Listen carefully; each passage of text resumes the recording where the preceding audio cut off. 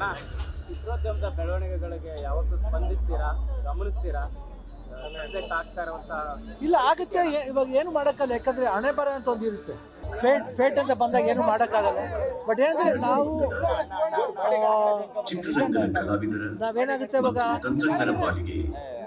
ಏನೇ ಮಾತಾಡಕ್ ಹೋದ್ರು ನಾವು ಏನ್ ಮಾಡ್ತೀವಿ ಅದು ಸರಿನಾ ಅಂತ ನಾವ್ ಯೋಚನೆ ಮಾಡ್ಬೇಕು. ಅದು ಬಿಟ್ರೆ ನಾವೇನ್ ಹೇಳಕ್ಕಾಗಲ್ಲ. ಯಾಕಂದ್ರೆ ನೋವಾಗುತ್ತೆ, ಯಾಕಪ್ಪ ಹಿಂಗಾಯ್ತು ಅಂತ ಬೇಸರ ಆಗುತ್ತೆ.